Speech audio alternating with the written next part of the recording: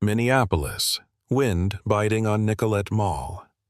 Two little sisters fog a shop window, eyes on white skates and a red scarf, their jar of $7 rattling.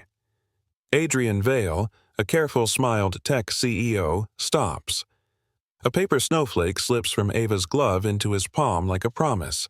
He offers cocoa, a gift advisor ruse. He can warm tonight, maybe they're winter, but when it matters most, will he keep showing up? The wind funnels down Nicollet Mall like it has a mission, lifting grit and light snow into little spirals that sting cheeks and eyes. Ava presses her palm to the glass of the winter sports shop, breath fogging a halo around her face. Rosie leans on tiptoe beside her, nose almost touching the pane. Inside, white skates glow under soft lights, leather bright, laces crisp. A red knit scarf hangs on a wooden peg, as if a warm neck is waiting. On the sidewalk, a peanut butter jar with a cracked lid rattles when the gusts kick up. $7, mostly coins, heavy for their pockets, not heavy enough for dreams. "Do you think they'd let me try them just to stand?" Rosie T. asks, voice small, mittened hands tucked under her chin. Ava pretends to consider it, like a grown-up.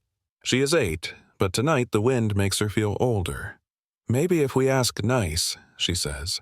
"But we don't buy anything yet. We're saving for a game night, remember?" The lie arrives gentle, meant to soften the truth that they are saving for heat, for bus fare, for the things you don't say out loud. Rosie's eyes lock on the red scarf. "Recess hurts my face," she whispers. "That scarf looks like a hug." Ava nods. The scarf is the kind of red that stands up to winter. "We'll make our own," she says. Mrs. Green still has that yarn box. Another gust. The jar skitters an inch, coins clinking like teeth. Ava slides her boot against it to hold it steady. She should have left it upstairs, but Rosie wanted to bring it for courage. Courage sounds like $7 until the snow says otherwise. From the doorway, warm music drifts out when the shop's door opens for a couple. They smell like cinnamon and clean wool. Rosie inhales and smiles without meaning to. The couple laughs about a holiday party. The door shuts. The mall returns to its hollow whistle and the squeak of bus brakes down the block. "Evan said 20 minutes, Ava says, checking the sky like it might tell time. "We'll go back when he texts." Rosie nods, then points at the skates. "If I had those, I'd go fast. But not too fast. I'd hold your hand." "You already do," Ava says. She bumps her shoulder against Rosie's. "We'd be a team. Team Maple Grove," she declares, borrowing their street name as if it's a superpower. Rosie giggles, then traces an imaginary loop on the glass. "Coach says you can't really skate good without proper socks," she says, carefully repeating the gym teacher's words. "You get blisters, and you cry." Ava imagines blisters and decides they are a price. She also imagines Rosie's grin if she stood on blades, even once. "We'll figure something out," she says. She always says that, and sometimes it turns out true. A man in a puffy jacket stops, looks, and keeps walking. A woman tosses a handful of change in their jar without meeting their eyes. Ava doesn't grab for it. She waits until the woman is gone, then nudges the coins deeper with a mitten. Rosie watches, solemn. Handling money feels like handling hope. You do it slowly, so you don't drop either. "Do you think Mom would like the scarf?" Rosie asks after a minute. The question lands hard and quiet. Ava swallows. "She liked when our cheeks were red from playing," she says. She'd say, "Look at those apples." She lets the memory sit, warm as cocoa. "She'd want you to be warm." Rosie nods, satisfied with that answer, then fishes a paper square from her coat. It's a snowflake she cut from notebook paper, edges uneven, middle, full of careful holes. She holds it up to the window, aligning it with the pale skates beyond the glass. "Looks like it belongs," she says. "It belongs with us," Ava says softly, "in our room." She touches the paper with a fingertip, afraid the wind will take it. Rosie slips the snowflake back into her pocket, patting it like a pet. The shop clerk glances at them through the glass and hesitates. Ava straightens, lifting her chin. She knows the look that says move along. She knows how to look harmless and not needy. It's a winter trick. "Do you think 7 is lucky?" Rosie asks, tapping the jar. "It can be," Ava says, "if we use it right." Boot steps crunch behind them, steady and unhurried, different from the mall's shuffle. The sound doesn't hurry, it arrives. The wind pauses as if listening. Ava feels the tiny hairs on her wrist lift where her sleeve has ridden up. A calm voice, close but careful, says, "You two look like experts." The girls turn. A man stands just outside the reach of the awning, snow dusting the shoulders of his dark overcoat. Designer glasses, blue eyes that don't slide past them. He's smiling, a real one, not the kind people wear when they want you to go away. The jar rattles one last coin against the glass, then falls quiet. Snowflakes catch in the sharp creases of his dark suit, melting into thin lines down the wool. Adrian Vale had just left a late city meeting. AI for safer winters, algorithms to predict black ice, and faulty heating grids. But none of that mattered now. What stopped him wasn't data. It was two little girls standing in the glow of a sports shop, their breath forming clouds against the glass like tiny storms that refuse to fade. Ava stiffens beside Rosie, her mittened hand automatically covering the jar. "We're not begging," she blurts, her voice too quick. Adrian lifts both hands slightly, a gesture of peace. "Didn't think you were," he says gently. "I was just hoping for some expert advice." Rosie squints up at him. "On what?" "Birthday shopping." He nods toward the window display. "My niece wants to learn to skate, and I have no clue what I'm looking at. You two seem to know your way around winter gear." Ava's suspicion doesn't melt easily. "Why don't you ask the clerk?" "Because I trust real testers more than salespeople." His voice carries a quiet humor, soft but certain. "Also, I don't want to waste her time if I'm choosing wrong." Rosie glances at Ava, then at the door. "We can help, from right here." "Perfect," he says. "I'll stand right with you." He steps under the awning but keeps a polite distance, careful not to crowd them. The wind drags at his coat hem, revealing polished shoes that look too fine for sidewalk slush. His presence draws stares from passing shoppers, but he doesn't seem to notice. He peers into the display. "Okay, team," he says. "I see 2 kinds of skates, white leather ones and black. Which one's better?" "Depends," Ava answers, slow, guarded. "Those white ones are for figure skating. The black ones are for hockey." "Ah." Adrian nods, adjusting his glasses. "My niece is more likely to spin than to body check someone. White it is." He kneels slightly, still keeping space. "What about gloves? Those thin ones okay?" Rosie shakes her head with authority. "They get wet. Then your fingers hurt." "Noted," he says, dead serious. "Warm gloves, no blisters. Good advice." He studies the red scarf hanging beside the skates. "What about that? Too bright?" Rosie stares at it like it's holy. "No," she says simply. "It's just right." Adrian smiles, catching something unspoken in her tone. "Then maybe that's the one." Ava tugs Rosie's sleeve.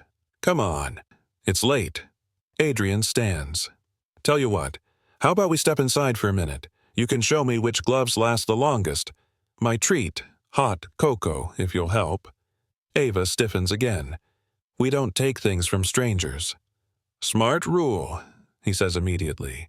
"So let's not make it about taking. Think of it as a trade. You help me pick the right gear. I buy the cocoa. You stay by the door. We keep the jar safe. Deal?" Rosie's eyes light up at the mention of cocoa. Ava bites her lip, studying him. His voice isn't the kind that rushes or insists. He sounds like someone used to waiting for answers, not demanding them. "What's your niece's name?" Ava asks finally. "Lena," Adrian says without pause. "She's 7. Brave, but stubborn." Rosie smiles shyly. Like me. Adrian tilts his head. Then I know I'm in good hands. He opens the door carefully, holding it so the girls can step through first. Warm air rolls over them, carrying the smell of leather, wax, and hot drinks from the cafe next door. The clerk looks up, wary, then relaxes when Adrian gives a courteous nod. He moves with quiet authority, the kind that commands without force. Inside, Rosie's cheeks flush pink from the heat. Her eyes dart over shelves lined with helmets and scarves. She reaches toward the red one, stops halfway, and folds her hands behind her back. Adrian notices. "You can touch it," he says softly. "Scarves don't bite." She giggles and runs her fingers over the soft knit. "It feels like clouds." The clerk approaches. "Can I help you, sir?" "Yes," Adrian says calmly. "These two are advising me on a birthday purchase. We'll need the white skates in size."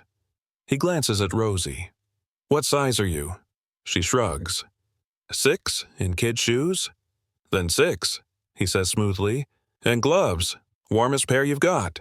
The clerk blinks, then nods. "Of course." Ava whispers, "You really don't have to."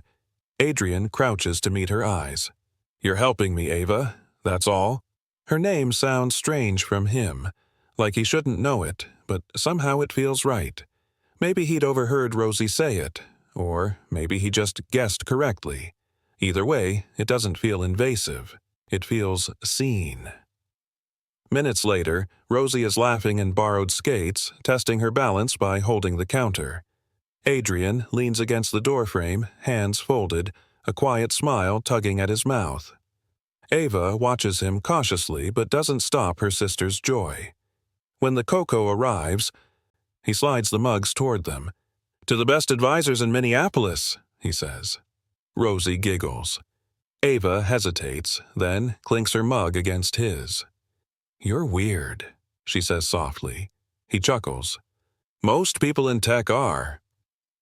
Outside, the snow keeps falling, thin and steady. The jar of $7 sits on the counter between them, untouched but safe. For the first time that night, the girls forget the cold. Adrian watches Rosie circle clumsily in the shop's small practice area, her skates clinking lightly against the rubber mats. Her laughter bounces off the walls, the sound bright and foreign to a man who has spent too long in rooms where joy is measured in percentages and quarterly gains. Ava lingers near the counter, hugging the red scarf close to her chest but not daring to claim it. Her eyes flick between her sister and the man who has, just for tonight, made winter a little softer. He slips his hands into his pockets, expression thoughtful. The air smells like leather, cocoa, and something faintly nostalgic. Pine wax, maybe, or the memory of a childhood rink long gone. The moment shivers him. Years peel back to an unkept promise. He sees himself at 19, handing a flyer to his college mentor, saying he'd fund the downtown rink's community program once he made it. But the years came fast, deals faster, and when the rink shut down last winter, he had filed the notice away as just another local closure. He hadn't realized kids lost more than ice. They'd lost safe light in the dark months.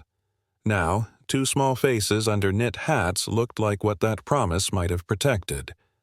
The clerk interrupts his thoughts with a polite cough. "Sir, do you want these boxed up?" Adrian glances at the counter. Skates, gloves, and that bright red scarf neatly folded. "Yes, please," he says quietly. "Simple wrapping. Just their initials." The man nods, confused but compliant. Rosie rolls back toward him, cheeks flushed. "You were right," she says breathlessly. "White ones are better. You can feel the edges." He crouches to her level. "I'll trust the expert." Ava frowns, her voice hesitant. We weren't." He smiles gently. "You helped me choose, remember? That's all this is. Payment for professional consultation." Her frown softens into something wary but grateful. "Okay, but we can't take fancy bags." Adrian gestures to the plain brown wrapping the clerk brings over. "Then let's keep it simple." Outside, the streetlights glow amber against the falling snow. Adrian leads them to the door, pushing it open so the wind can't slap their faces full on. Rosie clutches her cocoa like treasure. Ava holds the package gingerly, still half expecting someone to stop them. He watches them step into the night, two tiny figures under sodium light, and feels something inside him break open quietly, like a frozen river cracking to let water move again. "Thank you, Mr.?" Ava asks finally. "Adrian," he replies. "Just Adrian." Rosie grins. "You're not from here, huh?" "Guess not," he admits, glancing down the glimmering mall. "But maybe I should have been." They exchange shy smiles. The wind bites again, sharper now. Rosie's laughter fades as they near the corner where an old bus shelter flickers with faulty light. A figure waits there, tall, wearing a worn jacket, face shadowed but familiar in posture. Ava's step quickens. "That's my brother. He gets off work late." Adrian nods, the businessman in him calculating how late it must be for a dishwasher's shift. "You walk home from here?" "Only a few blocks," Ava says. "We stick together." He hesitates, wanting to offer a ride but sensing that would cross a fragile line of trust. "Then I'll make sure you cross safe." As they reach the corner, Rosie tugs his sleeve. "Will your niece like her gift?" He looks down at her, eyes catching the reflection of the streetlight. "I think she already would have." They stop at the shelter. The older boy, Evan, turns, surprised, wary at the sight of a sharply dressed man beside his sisters. "Evening," Adrian says calmly. "Your sisters gave excellent advice. I couldn't have picked better without them." Evan's eyes flick to the package, then to the girls. "You didn't need to." Adrian holds up a hand. "If you're uncomfortable, I can take it back tomorrow. No harm done." The words are simple, but the tone holds something rare. Respect. Mrs. Green, the retired teacher from their building, happens to pass by with her grocery tote. She squints, recognizing Adrian from the community STEM drive last month. "Oh, Mr. Vale, you're the one who donated those robotics kits." Evan blinks. "You're that Adrian Vale?" "Only when people need a paper signed," Adrian says with a faint grin. "Tonight, I'm just someone lucky enough to get good advice." Evan exhales, tension softening. Then, "Thanks. Just don't make them hope and vanish." Adrian nods once, serious now. "Understood." He steps back, snow crunching under polished shoes, and watches as the trio walk away, Evan carrying the bag, Rosie humming off-key, Ava glancing back once before disappearing into the halo of the next streetlight. Adrian lingers a moment longer, alone under the cold glow. The red scarf's color still burns in his mind, like warmth waiting behind glass. He exhales a breath he didn't realize he'd been holding, and says quietly to the empty street, "Maybe I can still keep one promise." The wind carries his words into the dark, and for the first time in years, Adrian Vale turns toward something other than success. He turns home with purpose. The next morning, Adrian stood in front of the floor-to-ceiling windows of Luminark Tower, Minneapolis's skyline ghosted with fog and snow haze. His reflection looked every bit the controlled executive. Dark suit, silver tie, watch ticking precisely with the minute hand of the boardroom clock. Yet beneath that polished armor, the sound of children's laughter still echoed from the night before.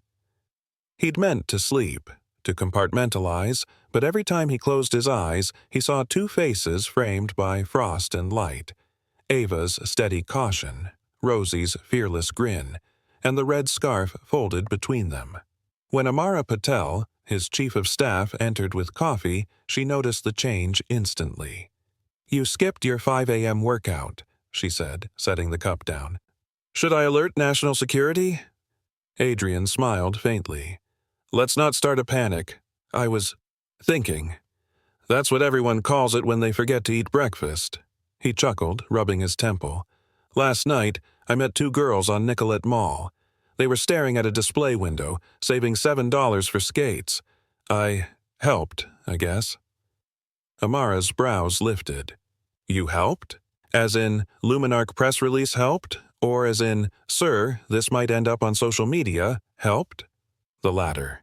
Her expression softened. You did the right thing. The city's brutal in winter. He nodded, staring out the window again. You ever think about the community rink we promised to fund 3 years ago? Amara blinked. The Safe Rink Initiative? The one frozen in legal review because of the merger? Frozen is the right word, he murmured. We shelved it for optics. I shelved it. She hesitated, hearing something different in his voice, remorse threaded with resolve. You want to restart it? I want to keep my word, he said simply. We claimed Luminarch was about protecting lives. Maybe it's time we proved it, off the screen. Before she could reply, the boardroom door opened. CFO Damian Langston swept in, tablet under his arm. Morning. We have a minor storm brewing. Media picked up a photo of you with 2 kids last night. Hashtag #NiceGuyCEO. It's circulating. Adrian didn't flinch. That's not a storm. That's a distraction. Damian frowned.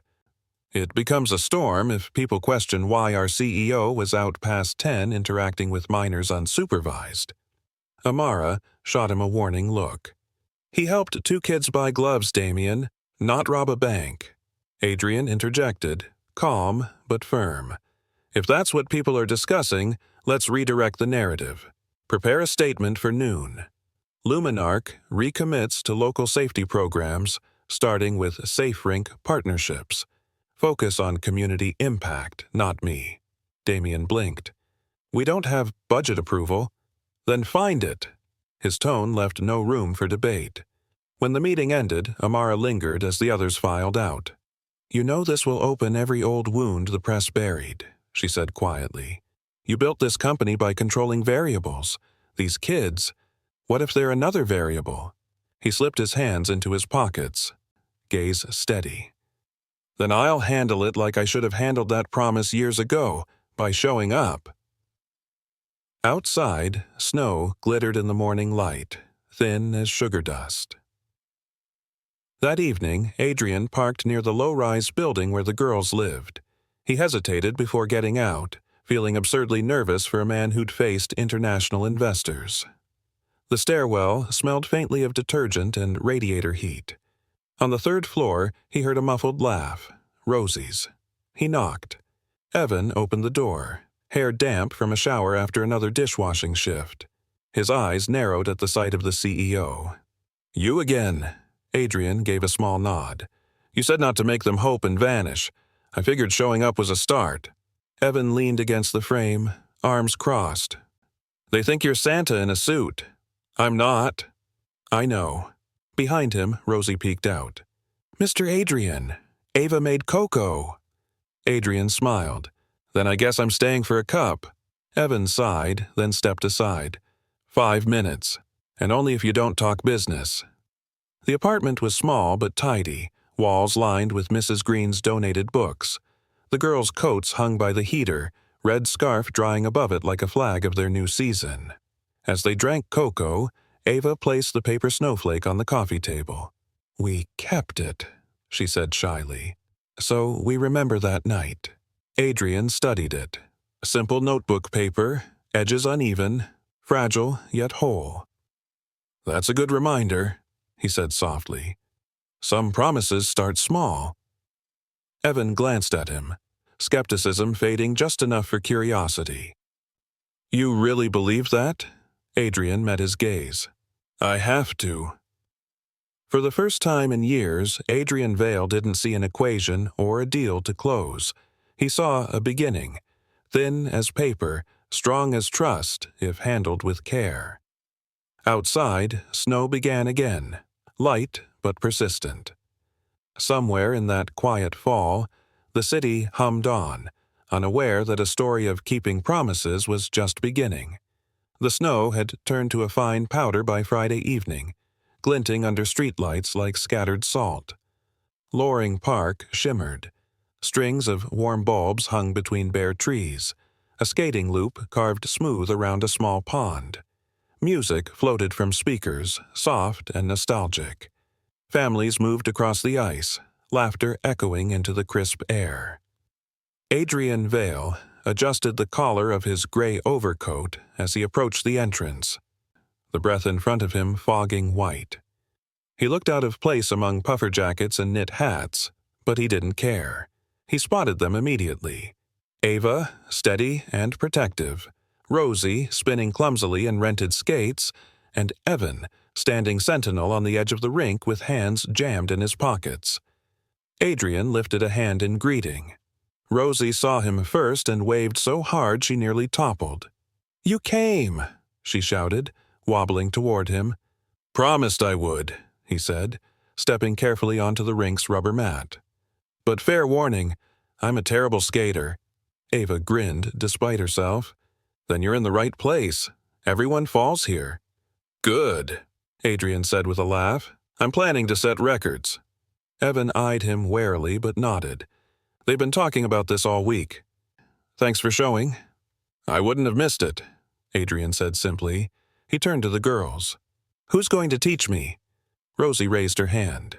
"Me, but you have to promise not to crush my toes." "Deal." Ava crouched to tighten Rosie's laces, her gloved fingers quick and sure.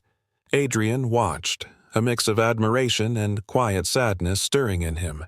There was too much responsibility in that small pair of hands, responsibility that belonged to adults who hadn't shown up. He rented a pair of skates that felt absurdly tight around his ankles and stepped onto the ice. His balance wobbled immediately. Rosie laughed so hard she nearly fell again. "Don't let go," he said, gripping her mittened hand. "I'm the teacher," she declared proudly. "You have to trust me." "All right, Coach Rosie. Lead the way." They pushed off together, slow and uneven, the sound of their blades scratching across the surface. The cold bit his cheeks, but warmth spread through his chest in a way he hadn't felt in years. He forgot about mergers and headlines. He forgot about control. Ava skated beside them, more careful, gliding with little hops. "You're doing better than Mr. Jenkins from school," she said.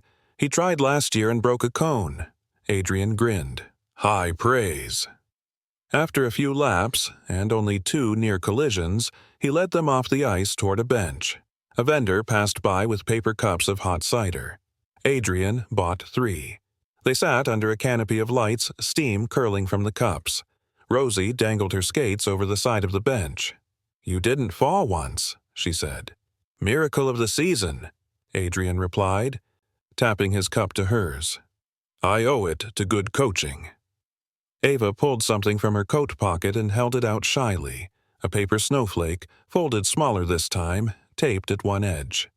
"We made you one," she said, "for luck." He unfolded it carefully. In the center, written in pencil, were 5 words in Rosie's uneven handwriting. "Thank you for a warm winter." Adrian's throat tightened. "That's the best gift I've gotten in a long time." "Better than business gifts?" Rosie asked. He smiled. "Those come wrapped in ribbon. This one came wrapped in heart." Rosie giggled, not quite understanding, but happy anyway. Evan approached then, shaking his head. "You really skated." "I really did," Adrian said. "Barely survived." Evan looked down at the girls, then back at Adrian. "They needed this. You didn't have to, but thanks." Adrian met his gaze. "Sometimes the smallest things are the ones that matter most." They stood in comfortable silence for a moment, watching people swirl on the ice. In the distance, a group of volunteers set up a banner for Winter on Ice, listing sponsors. Adrian's company wasn't on it, not yet.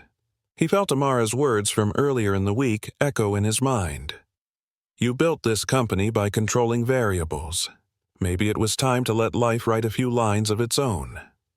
Ava tugged at his sleeve. "Will you come next week? There's a lights parade by the lake." Adrian smiled. "If your brother says it's okay." Evan nodded, half smiling now. "Yeah, I think it'd be good."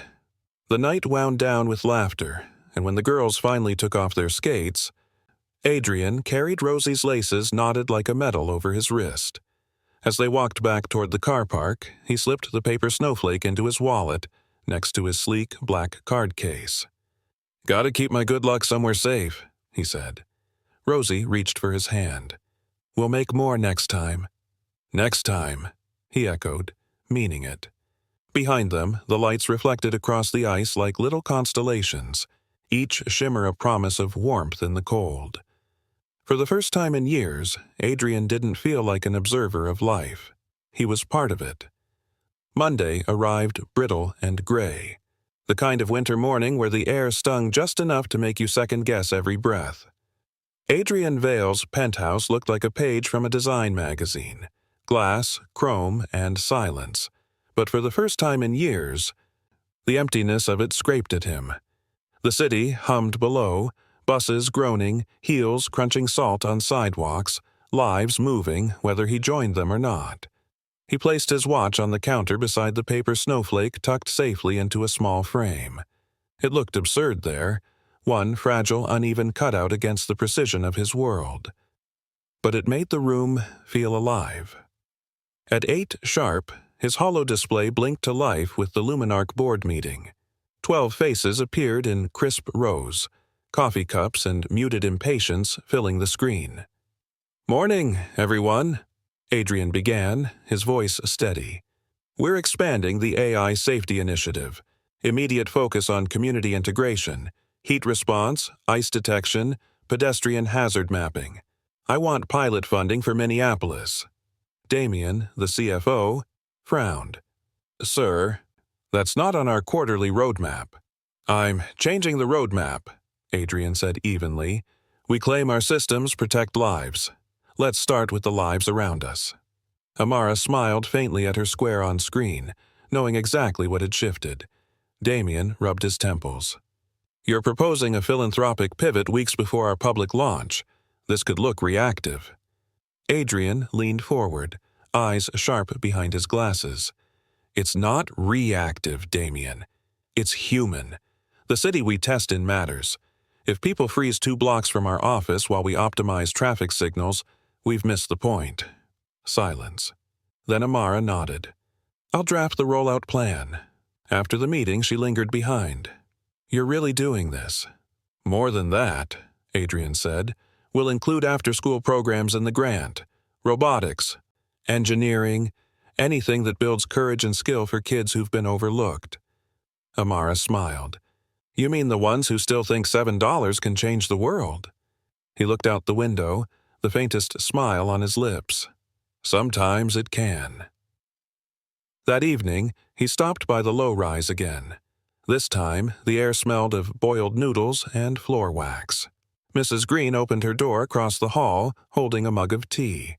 "Well, Mr. Vale," she said, squinting over her glasses, "I heard footsteps too polite for tenants. Come to visit our little engineers again?" "I hope that's allowed," he said warmly. "Allowed and encouraged," she replied. "They're good girls. Evan's a fine boy, but he's young to carry that much weight." Adrian nodded. "I noticed." He knocked lightly.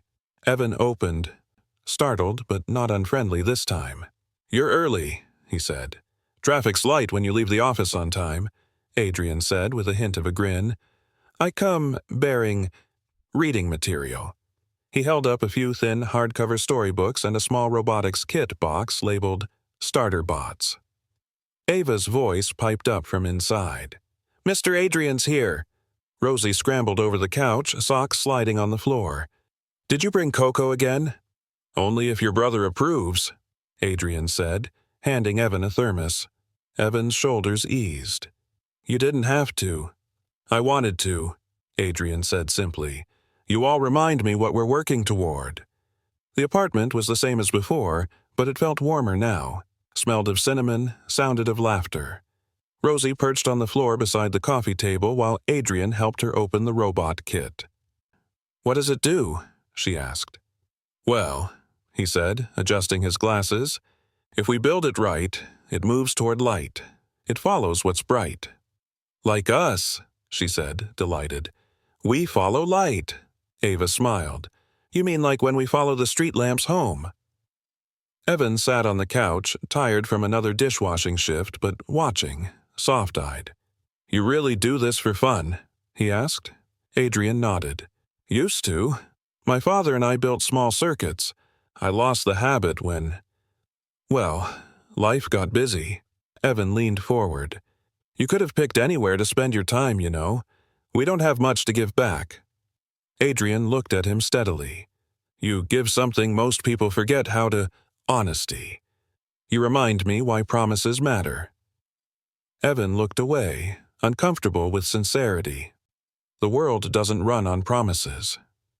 "Maybe not," Adrian said, voice quiet, "but it should." For the next hour, the apartment buzzed with soft conversation and the hum of small motors. Rosie clapped when her robot blinked for the first time.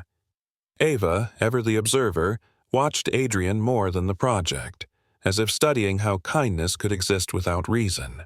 When it was time to leave, Adrian packed up slowly. "I'll stop by next week," he said. Evan nodded. "They'll like that." As Adrian turned toward the door, Rosie ran after him. "Wait!" She pressed the faded green silicone wristband into his hand, the one that said, "Build Brave." "You left this last time," she said. He looked down at the band, then back at her. "I think it looks better on you." She shook her head. "You keep it. You built us brave." The words caught in his chest like a spark held too close. He knelt, meeting her eyes. "Then I'll wear it until you don't need reminding." Outside, snow drifted over the streetlight's glow. Adrian slipped the band over his wrist, the faded green standing out against his tailored cuff. In that quiet moment, beneath the hum of the city and the steady crunch of his steps, he realized something simple but rare. You don't have to rescue a world to change it. Sometimes, it's enough to show up for one family. A week later, the Minneapolis wind carried more ice than snow, and the sky held that gray-blue tint that meant a deep freeze was coming. Adrian parked his black sedan outside the building, the same one where laughter had replaced silence over the last few weeks. He didn't bring gifts this time. Just his notebook, the titanium pen he carried everywhere, and the worn green wristband Rosie had insisted he keep. He hesitated at the door. He'd spent years walking into rooms filled with investors, journalists, senators. He'd spoken about innovation, ethics, machine learning, but never once had his chest felt like this, heavy and steady, like he was entering somewhere that actually mattered. When he knocked, Ava opened. Her hair was damp, cheeks pink from the steam of the old radiator. She smiled shyly. "You're right on time." "I like being predictable," he said. "Mrs. Green says only grown-ups who care show up when they say they will." He smiled. "Then I'd better not ruin my record." Inside, Rosie was sprawled on the rug, coloring what looked like a family scene, stick figures under a snowflake sky. She popped up when she saw him. "Mr. Adrian, guess what?" "What?" "My robot says hello now. Evan helped me record it." Adrian crouched beside her, admiring the little contraption. "That's impressive work. You should come test it at my office sometime." Her eyes widened. "Luminark? The big shiny building?" He nodded. "I'll make sure the lights behave themselves for your visit." From the kitchenette, Evan looked up from rinsing dishes. "Careful. She'll hold you to that." "I'm counting on it," Adrian said. The air in the apartment was filled with small sounds, sizzling from a pan, the buzz of the radiator, the whisper of crayons. It felt lived in now, not like a stopgap between hard days. When the girls settled back into their drawing, Evan pulled out a chair across from Adrian. "They talk about you like you're Santa with better hair," he said, half teasing. "Dangerous reputation," Adrian replied lightly. Evan studied him for a moment, then leaned back, expression serious. "You could have dropped off those gifts, written a check, and disappeared. People like you usually do." Adrian's jaw flexed slightly. "People like me?" "You know what I mean," Evan said quickly. "Busy, important. You help when it's convenient." Adrian met his gaze, calm but firm. "You're right about one thing. I'm busy. But importance doesn't mean much if you never use it for someone else." Evan hesitated, then nodded slowly. I didn't mean to sound ungrateful. It's just, when our mom died, a lot of adults promised they'd be around. They weren't. You showing up, it means more than you probably realize. Adrian's voice softened. Maybe it means more than you realize. The words hung there, steady and warm, like a small light that didn't need to be explained. From the living room, Rosie called out, "Ava says she's going to write a story about us. She says it'll be called The Warm Winter." Adrian chuckled. "That's a good title." Ava turned, blushing. "It's not finished yet. I don't know how to end it." He thought for a moment. "Maybe it doesn't have to end. Maybe it just keeps growing." Rosie grinned. "Like snowflakes?" "Exactly," he said. Evan stood, wiping his hands on a towel. "I've got work in an hour. The restaurant's short-staffed again." "Need a ride?" Adrian asked. Evan shook his head. "It's close. Bus stop's fine." He hesitated, then added, "They like when you're here, you know, the girls. It makes them feel like normal kids." Adrian looked toward them, the sisters now whispering and giggling over some secret sketch. "They are normal kids," he said quietly. "They just needed someone to remind them." When Evan left, Adrian stayed with the girls, helping Ava assemble a small Lego windmill, while Rosie drew doodles of robots with scarves. At one point, Ava asked, "Why do you always wear that green band?" He glanced down at it. "It was a company thing. Years ago, back when I still thought building machines could fix everything. It says, 'Build brave.' We used it to remind each other to take risks." "Does it still work?" she asked. He smiled faintly. "Some days more than others." "Maybe that's what you're teaching us," she said, matter of fact. "That brave isn't big stuff. It's just not quitting." The room went quiet. He looked at her, this 8-year-old who saw through more than most executives ever had.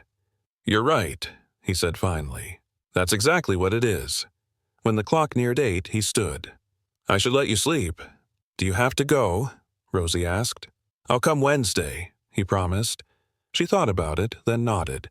"Wednesdays are good." He paused at the door. "Tell your brother I left something by the counter." After he left, Ava found a folded paper envelope with 3 bus passes and a sticky note that read, "For when it's too cold to walk, AV." That night, as Adrian drove home, the snow began to fall in slow, wide flakes that glowed like embers under the streetlights. He thought about the way Rosie's robot chirped hello, the way Ava said not quitting, and how a worn apartment could feel warmer than any penthouse view. In a world built on algorithms, these small human equations, was what he wanted to get right. The following Friday evening came with biting wind and a thin mist of sleet that turned every step into glass. Adrian had just wrapped a long week, press calls, investors, and a full-day demo for city officials about Luminarc's AI-powered heating grid. On the drive home, he should have been thinking about next quarter's projections. Instead, he kept replaying a voicemail from Evan, a simple, unsure voice saying, "Got your message about the maintenance apprenticeship. Can we talk?" That single call had pulled Adrian straight back to Maple Heights, to the narrow hallway that always smelled like coffee grounds and old paint. When he reached the 3rd-floor landing, he noticed the light outside their apartment flickering. The hum of the building's heater struggled against the cold. He knocked twice, already hearing the patter of small feet. Rosie opened the door first, her smile as bright as the hallway bulb. "Mr. Adrian," she chirped. "We made chili. It's spicy, though. Evan said it's cheap but proud." Adrian laughed, brushing the melting snow from his coat. "Then I came to the right place." Evan appeared behind her, wiping his hands on a towel. "Hey, come in. The thermostat's fighting for its life again." Adrian stepped inside, greeted by the smell of tomato, cumin, and something faintly sweet. "This smells incredible," he said. "Did you make enough for an army?" "2 girls and a man who never learned portion sizes," Evan said, half smiling. "I figured you might stop by." The dinner table was a patchwork of mismatched bowls and chipped mugs, but it felt alive. Rosie was chattering about her robot's latest success. It could now follow light and chase the cat, kind of. Ava read aloud from a book about snowflakes while stirring her bowl with too much concentration. Adrian listened more than he spoke, letting the sounds of an ordinary family soak in, a kind of warmth he'd never engineered but always missed. After they ate, Evan gestured toward the hallway. "Can we talk a second?" Adrian followed him to the stairwell. The air was cooler here, humming with old pipes. Evan leaned against the railing, looking out over the snow-coated courtyard. "You weren't kidding about that apprenticeship thing?" "Not at all," Adrian said. "A facilities partner we work with, Arc Point Systems, has an entry-level maintenance position open. Paid training, benefits, certifications. It's hard work, but it's steady. You'd start shadowing a senior tech next week." Evan rubbed the back of his neck. "Feels weird, you going through all that trouble for me." "It's not trouble," Adrian said. "It's an opportunity that should have been there for you already." Evan looked down, voice quieter. "I dropped out my last semester to take care of them. Every employer looks at my resume and sees unfinished business." Adrian studied him, steady. "Maybe that's what makes you right for this. You finish things that matter." Evan met his eyes, the tension slowly easing. "You really believe that?" "I wouldn't offer if I didn't." They stood in silence, the hum of the radiator filling the pause. Finally, Evan nodded. "All right, I'll do it. But not because I need saving, because I want to stand on my own again." "That's exactly the point," Adrian said. "It's your choice. I'm just clearing the ice." When they went back inside, Rosie was already asleep on the couch, one mitten still on. Ava was curled beside her, sketching a diagram of the little robot. Adrian watched them for a moment, then quietly draped a blanket over both. Evan leaned against the wall, arms crossed. "They like when you're here. It's different." Adrian smiled faintly. "They make me different." He slipped his watch off and placed it on the coffee table beside Rosie's tiny robot, its LED flickering like a heartbeat. "Try not to wake them," he said softly. "Tell them good night for me." Evan nodded. "Hey, Adrian, thanks for seeing us." Adrian paused at the door. "It's easy to see good people. You just have to look long enough." Outside, sleet turned to snow, coating his shoulders as he walked toward the car. He thought about the word Rosie had used. Building brave. It wasn't just a slogan now, it was a map. When he reached his car, his phone buzzed with a text from Amara. "SafeRink pilot approved for city funding. Your idea worked." He stared at the message for a long moment, then typed back one line. "It wasn't my idea, it was theirs." In the glow of the dashboard light, he could see the green wristband gleaming faintly on his wrist. He tapped it once and whispered, "Build brave, kid. You already are." The city lights blurred in the snowstorm, but for the first time in years, Adrian didn't feel lost in the weather. He felt like he finally knew which way home was. By mid-January, the city had frozen into a white hush, windows frosted, buses creaking under salt, every breath turning visible before it vanished. Adrian had kept his promise. Wednesdays, 7:30 p.m. Sharp. He never missed. Sometimes they read books, sometimes they built circuits or fixed things that didn't need fixing. But tonight felt different. When he knocked, no one answered at first. He waited, gloved hands in his coat pockets, until he heard the faint shuffle of slippers. The door cracked open, and Ava's pale face appeared. "Shh," she whispered. "Rosie's sleeping." He stepped quietly inside. The small apartment was dim, lit only by a lamp that flickered like a tired candle. On the couch, Rosie was curled up under two blankets, her forehead damp. Evan was kneeling beside her with a cool rag. "Fever?" Adrian asked softly. Evan nodded. "It spiked this afternoon. Clinic's closed. We're watching it for now." Adrian crouched beside him. "Want me to call Dr. Holtzman? She's on our staff team, handles community outreach. Good with kids." Evan hesitated, pride and worry at war. "She doesn't have insurance yet. I can't—" Adrian cut him off gently. "Let me make the call. No bills, just care." He stepped into the hall, dialing, his voice calm but precise as he described symptoms. Within an hour, a petite woman in a puffer coat arrived with a medical bag and the no-nonsense tone of someone who'd been doing this her whole life. "Likely flu," she murmured after examining Rosie. "Hydration, light meals, fever reducer every 6 hours. She'll bounce back." Evan exhaled, shoulders dropping in relief. "Thank you." Adrian handed him a paper with notes and dosages. "We'll check again tomorrow." Dr. Holtzman gave him a knowing smile before leaving. "You've got good instincts, Vale. Keep her warm." As the door closed, quiet settled again. Soft, heavy, human. Rosie stirred in her sleep, whispering something half-dreamed. Ava leaned closer. She said, "No more gravel." Adrian froze, the words carving through him. "What does that mean?" Ava's voice dropped to a fragile whisper. "Back before, when we lived with Mom's ex, he made us kneel on the driveway when we were bad." Evan looked up sharply. "Ava?" "It's okay," she said. "He's gone." Adrian's jaw tightened, a muscle ticking just below his cheekbone. The image of Rosie's small knees on gravel seared into him, sharper than any corporate war he'd ever fought. He swallowed hard, forcing calm. "You don't ever have to think about that again," he said quietly. Ava's eyes glistened. "She still dreams about it."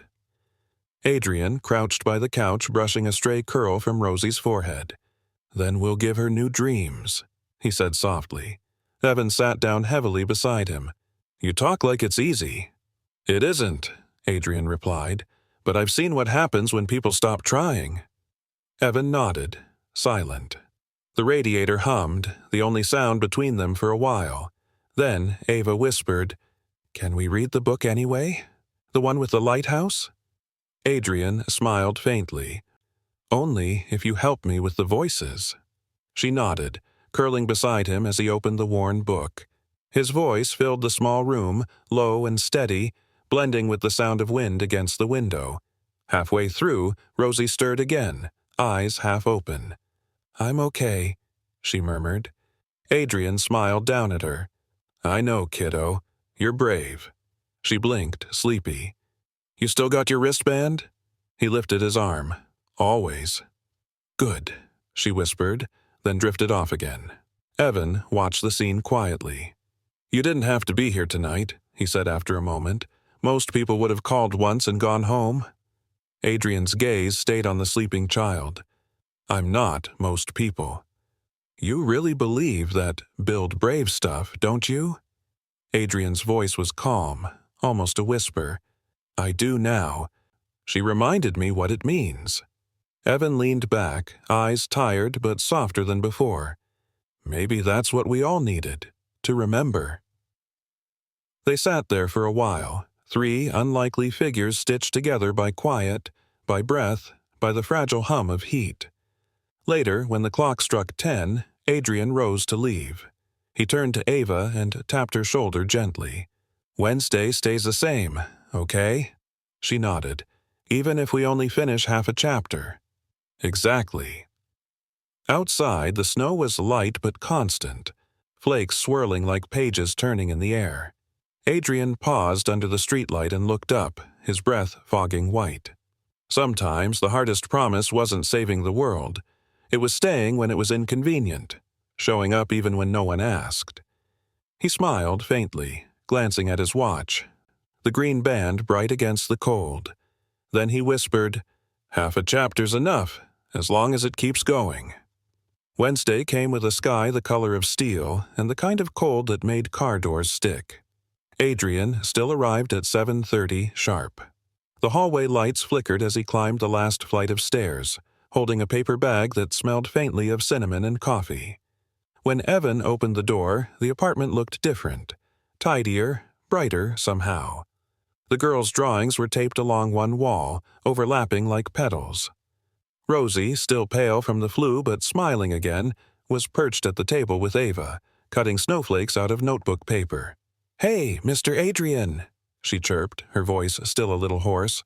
"We made decorations. Want to see?" "I wouldn't miss it," he said. stepping inside and setting the bag down. I brought pastries from that bakery near the office, fresh this morning. Evan grinned. You're going to ruin them with all this fancy food. Adrian shrugged. It's a scientific experiment, seeing if sugar helps recovery. Ava laughed softly. Rosie already proved that. The smell of warm dough filled the room as they gathered at the table. Rosie offered Adrian a folded snowflake, more intricate than her first ones, symmetrical and neat. This one's yours. I cut it from the last page of my notebook. It's special. He accepted it gently. Thank you, Rosie. It's beautiful. Evan poured coffee into chipped mugs, his fingers still red from work. The apprenticeship's no joke, he said. First week, 8-hour days, frozen pipes, half the crew twice my age. Adrian sipped his coffee. And how do you feel? Tired, Evan admitted, then smiled. But proud. It's good work, honest. Honest work has a rhythm, Adrian said. You'll get it in your bones. Evan nodded. The supervisor said I pick things up fast. Guess all those years fixing busted heaters paid off. Guess so, Adrian said with quiet approval. Rosie piped up. So now we all have jobs. Evan fixes things, Ava draws, and I make robots. Ava rolled her eyes. They still bump into walls. Practice makes perfect, Adrian said. Even the best coders crash their programs before they work. Rosie brightened. You crash too? Plenty of times. Evan smirked. Let me guess, fancier crashes. Adrian grinned. More expensive ones. They laughed together, the kind of laughter that fills a room like warmth fills a blanket. After a while, Ava looked up from her snowflake pile. Are you going to the city meeting tomorrow? Mrs. Green said it's about the new community rinks. I am, Adrian said. We're announcing a partnership between Luminark and the Parks Department. It'll help fund winter recreation and youth programs. Kids like you will get passes and gear. Rosie gasped. Like real skates? For anyone? For anyone who wants to learn, he said. Safety, warmth, and belonging. That's the goal. Evan looked at him across the table. That's not PR, is it? Adrian shook his head. No, it's a promise finally kept. Something flickered in Evan's expression, a mix of respect and relief. You know, he said quietly, I used to think people with suits and cars like yours didn't notice us, didn't even see we existed. Adrian's voice was calm, steady. I didn't see a lot of things for a long time, but I see now. Ava, thoughtful, said, Maybe you had to get lost to find us. He smiled softly. Maybe we all had to find something. They ate together until the girls grew sleepy. Rosie rested her head on Adrian's arm, eyelids fluttering. Will you stay till I fall asleep? She murmured. He brushed her hair back. Always. When she finally drifted off, he turned to Evan. How's the heat bill this month? Higher than ever, Evan admitted, but we'll manage. Adrian hesitated, then pulled out an envelope. This isn't charity. It's the first stipend from the Luminark Build Brave Fund. For community apprentices and their families. You qualify automatically. Evan frowned. You just made that up. Adrian's mouth curved. No, I just made it real. Evan opened the envelope, saw the small grant check, and let out a slow breath. You really don't stop, do you? Not when there's momentum, Adrian said. He stood, careful not to wake Rosie. Next week, come to the rink opening with the girls. Bring their skates. They don't have... They will, Adrian said with a smile. Luminark shipment arrived this morning. Evan chuckled. You're impossible.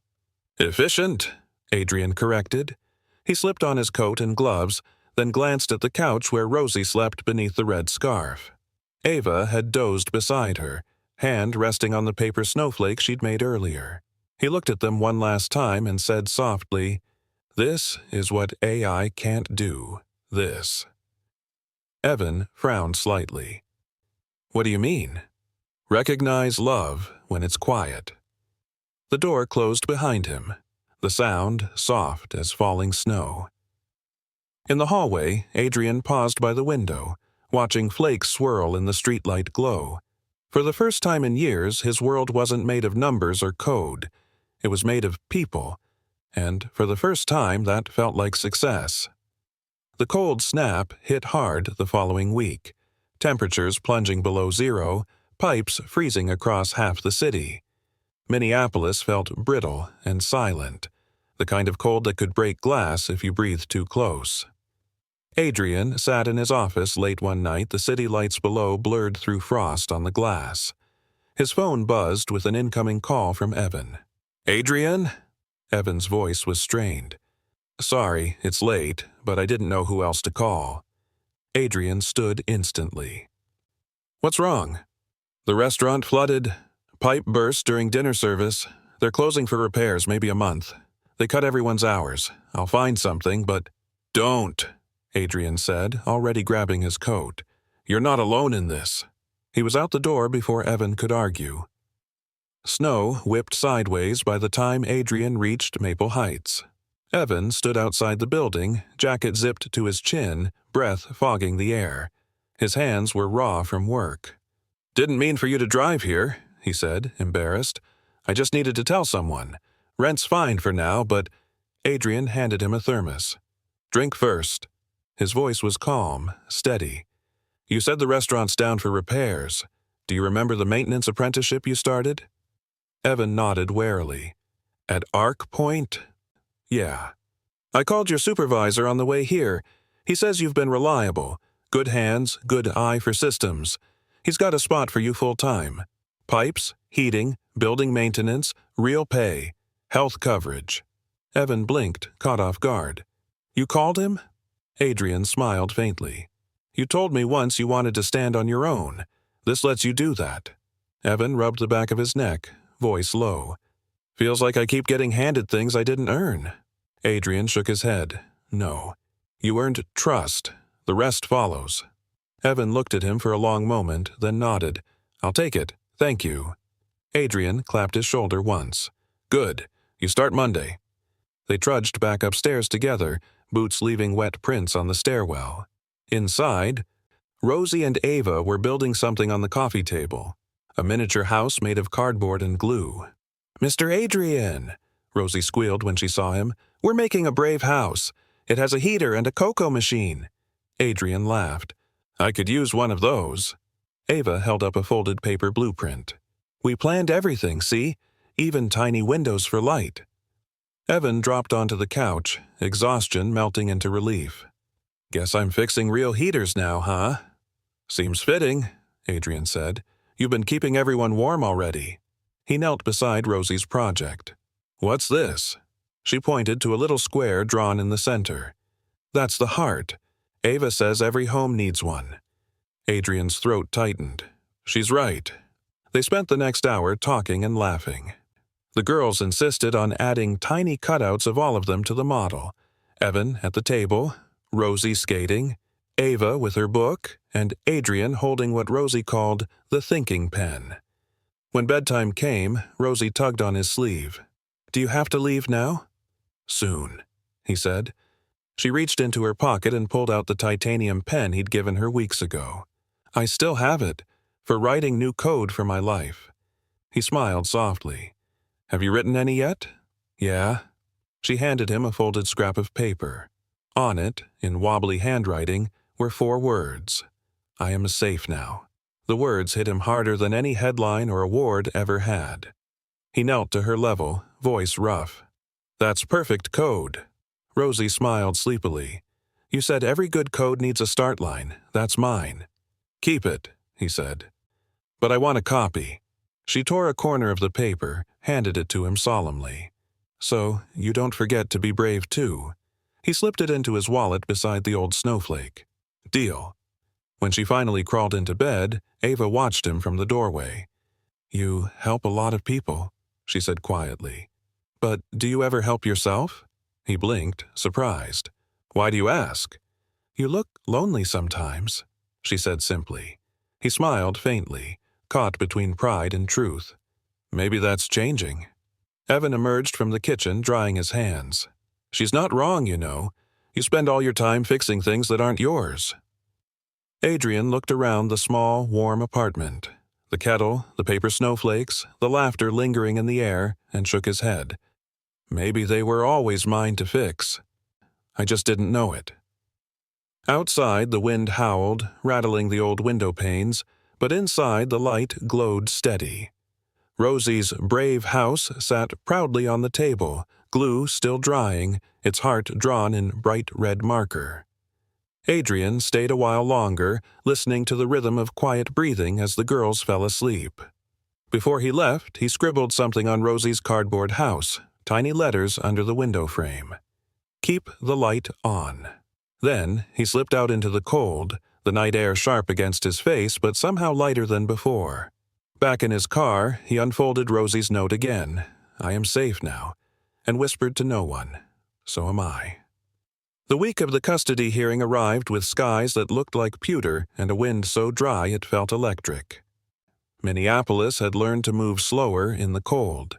People tucked their chins deeper into scarves, cars hummed instead of roared, but inside the courthouse the air buzzed with tension. Adrian sat beside Talia Nguyen, the CPS representative, his hands clasped loosely on the table. Across from him sat Serena Maddox, the girl's mother, nervous, frail, clutching tissues in trembling fingers. The judge adjusted his glasses, scanning the file stacked thick with months of reports. At the far table, Kurt Maddox leaned back in his chair, arrogant smirk twisting beneath slicked-back hair. He was out on bond for now, his lawyer whispering furiously at his side. Adrian's jaw tightened. He hadn't spoken to Kurt since the night of Rosie's rescue, and he'd hoped he never would again. But now, the court needed testimony, evidence, and, above all, truth. Detective Ruiz took the stand first, methodical and unflinching. He played the neighbor's doorbell footage on the courtroom monitor. The yelling, the harsh lights, the unmistakable sound of a child crying. Gasps filled the gallery. Ruiz continued, his voice steady. Additionally, we retrieved smart speaker logs confirming verbal threats consistent with coercive control. The audio timestamps match the incident dates reported by CPS. Dana Crow, Kurt's lawyer, shot up. Objection. Unverified chain of custody. Ruiz calmly produced the warrant, signatures visible under the camera's zoom. Verified and time-stamped, chain intact. The judge nodded. Overruled. Serena's eyes brimmed with tears as the playback ended. Kurt's smirk faltered. Talia rose next, outlining CPS findings. The isolation, the fear, the bruises misattributed to discipline. She finished softly. The children have made significant emotional progress under Mr. Vale's temporary care. Structure, warmth, and consistent support have been documented weekly. Adrian exhaled quietly, gaze steady on the girl's small drawings attached to her report. Then came his turn. He stood, buttoning his suit jacket, voice level but filled with quiet conviction. I didn't plan to become part of their story, he began. I found two children standing in the cold, looking through a window they couldn't reach. All I did was listen and stay. He turned toward the judge. We talk a lot about intelligence in my line of work, about machines that can predict outcomes, optimize cities, but real intelligence is empathy. It's knowing when to act because someone else can't. I didn't save them. They saved me from forgetting what that means. The courtroom fell silent. Even Serena looked up, eyes full of sorrow and something like understanding. Dana rose again, voice sharp. Mr. Vale, you're the CEO of a multi-million-dollar company. Do you truly expect the court to believe you have time to raise two children? Adrian met her gaze evenly. I don't expect the court to believe anything. I expect you to see what's already true. He gestured toward the gallery where Ava and Rosie sat with Mrs. Green. Rosie clutched her red scarf like armor. Ava held the snowflake she'd given him months ago. They have a home that's warm, predictable, safe, he said softly. That's more than I had growing up, and more than they've had in years. I won't let that change. The judge leaned back, expression thoughtful. You understand what full custody entails, Mr. Vale? Financial, emotional, educational responsibility? Yes, Your Honor. Completely. When Serena took the stand, her voice shook. Kurt said we'd lose the insurance money if I didn't sign things. I was scared. I wanted to leave, but he always... She stopped, unable to finish. Ruiz quietly passed her a tissue. Serena looked toward Adrian then, tears streaking down her cheeks. He's telling the truth. My girls smile again because of him. I need help, but I don't want them to suffer while I learn how to be better. For the first time, Kurt spoke, his voice rising. This is ridiculous. They're my family. I disciplined them like any parent should. This man's just showing off. The judge slammed his gavel once. Enough! Kurt's rant continued, unraveling into venom and contradictions, financial control, manipulation, even a slip admitting he'd trained the girls to be silent. The words sealed his fate before the judge even spoke. When the ruling finally came, the courtroom was quiet enough to hear the faint hum of the overhead lights. The court finds sufficient evidence of abuse and coercion. Full legal and physical custody of minors Ava and Rosie Maddox is granted to Mr. Adrian Vale, the judge said, voice resolute. Reunification with the mother, Serena Maddox, may be considered pending completion of therapy and parental education. Mr. Kurt Maddox will remain remanded pending sentencing. Serena sobbed quietly into her hands. Ava clung to her sister, relief flooding through tears. Adrian closed his eyes for a brief moment, letting the weight of it settle, the responsibility, the victory, the beginning of something fragile but real. Outside, snow flurried against the courthouse steps. He walked the girls to his car, the red scarf bright against the pale day. Rosie reached up, sliding her tiny hand into his. "Does this mean you're really our family now?" she asked. Adrian crouched, looking between the sisters. "It means we get to keep building it, together." Ava smiled, wind whipping her hair across her face. "Then we'll make it strong." "Stronger than ice," Adrian said. Rosie nodded solemnly. "And no more gravel." He squeezed her hand gently.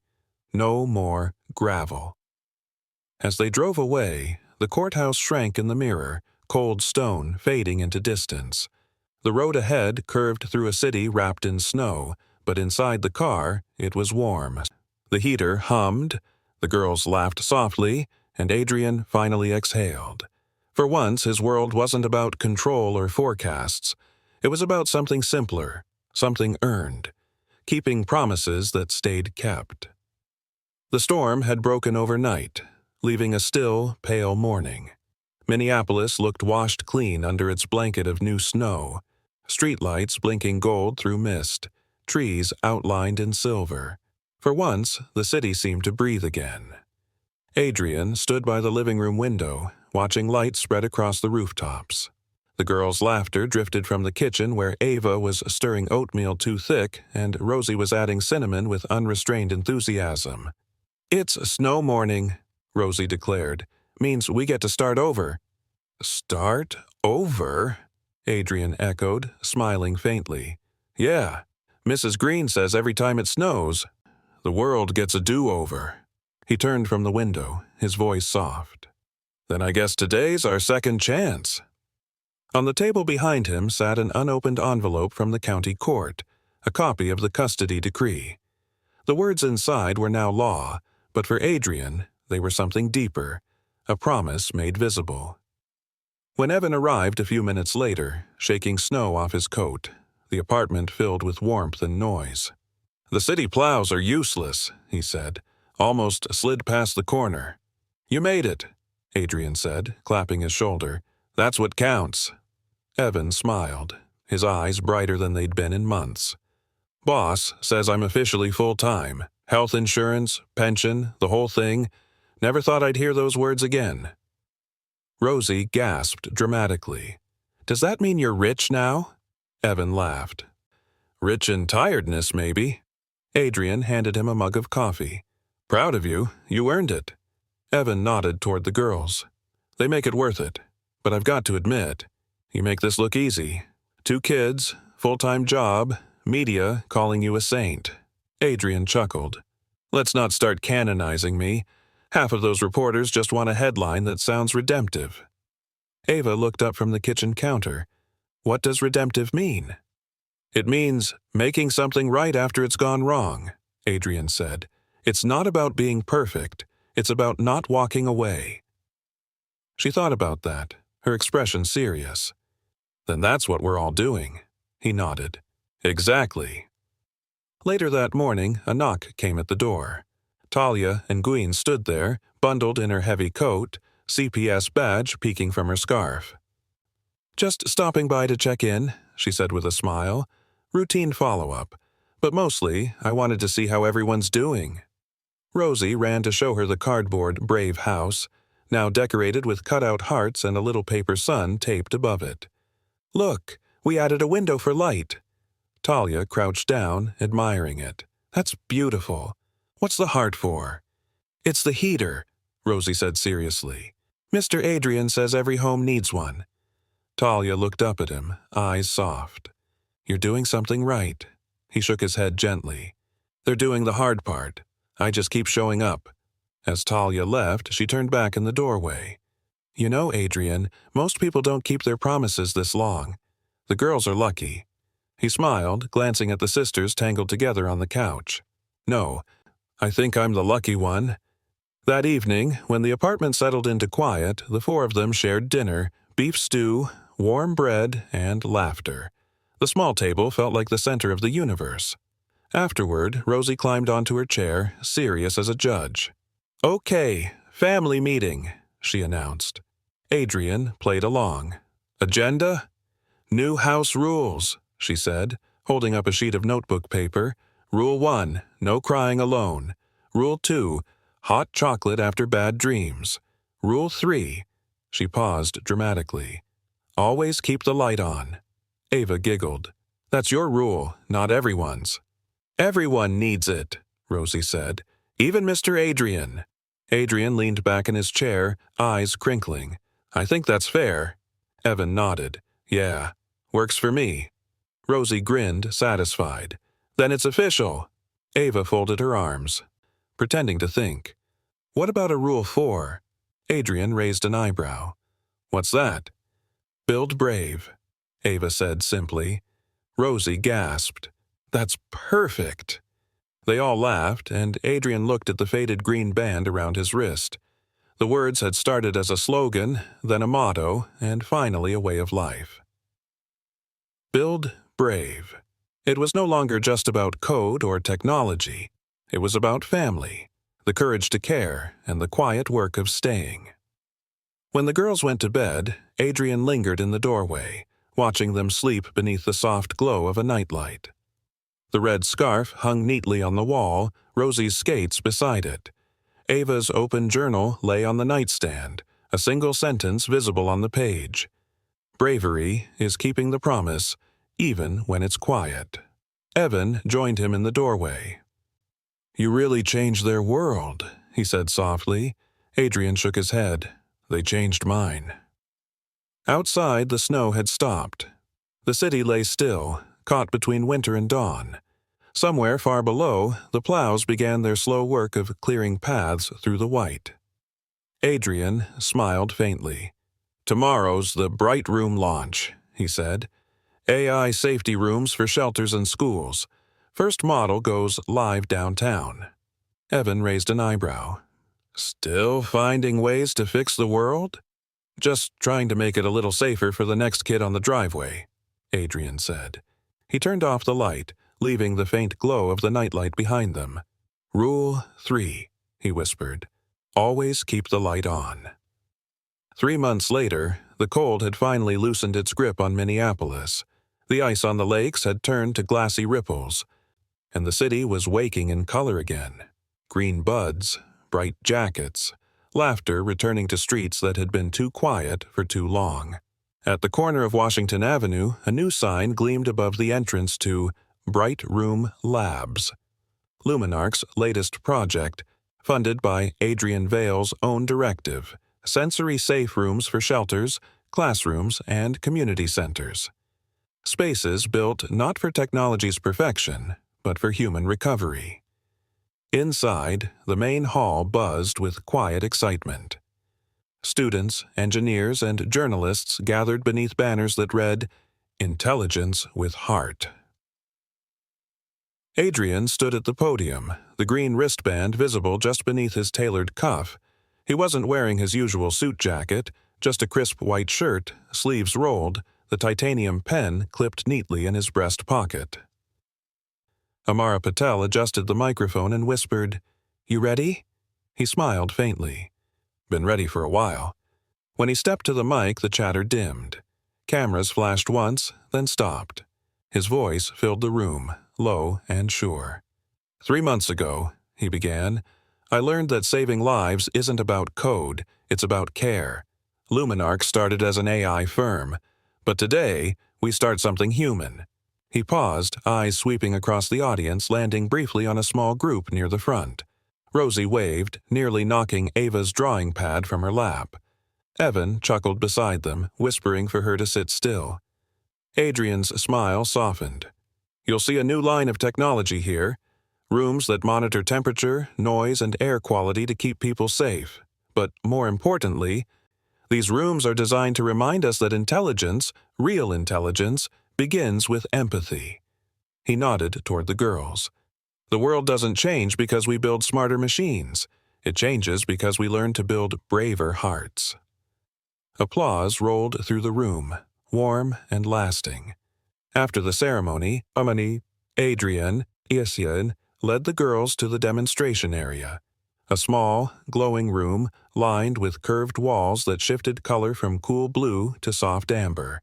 Rosie ran her fingers along the smooth panels. "It feels like sunshine," she whispered.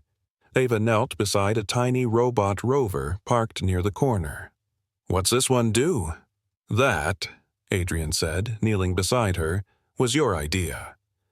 The robot beeped softly, its tiny LED eyes blinking.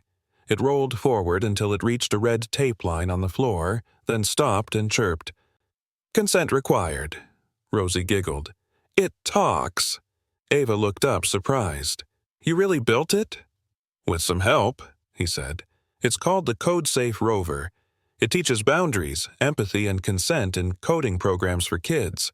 When it meets a red line, it doesn't cross. It asks first." Rosie nodded seriously. "Because asking is brave." "Exactly," Adrian said, smiling. "Brave doesn't mean loud. It means kind on purpose." They stayed for hours, testing the rover, touring the bright rooms, meeting the engineers who had turned Adrian's promise into structure and light. When the crowd began to thin, Amara approached him, tablet in hand. "Press wants one last quote," she said. He shook his head.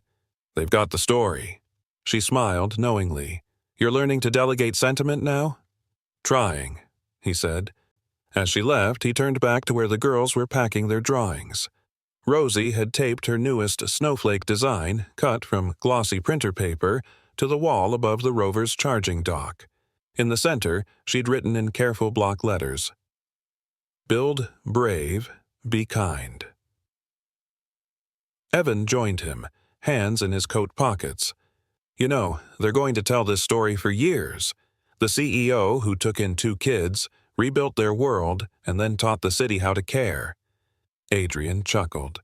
"Let them tell it their way. We just lived it." Evan tilted his head. "You ever think about what's next?" He looked through the tall glass windows where sunlight caught on the snowmelt like diamonds. "Next," he said softly, "keep showing up." Outside, the wind carried the faintest hint of spring. The streets no longer shimmered with ice, but with possibility. As they left, Ava tugged at his sleeve. "Can we get ice cream, Mr. Adrian?" He smiled. "What flavor?" Rosie answered instantly. "Cinnamon." He laughed. "Then cinnamon it is." They stepped into the sunlight together, Ava holding his left hand, Rosie swinging from his right. The titanium pen glinted at his collar, the green wristband snug on his wrist. As they crossed the street, Rosie pointed back toward the Bright Room sign. Hey, Mr. Adrian? Yeah? Does it feel weird, knowing you built all that? He looked down at her, the corners of his mouth lifting. No, he said quietly. It feels right. They walked on, three shadows stretching long and steady across the warming pavement. Behind them, inside Bright Room's entrance, a framed picture hung near the door, a child's drawing of a red scarf, two girls, and a tall man under a green sun. Beneath it, a handwritten caption read, "The day we believed in good again." And for the first time in his life, Adrian Vale didn't just believe it. He lived it.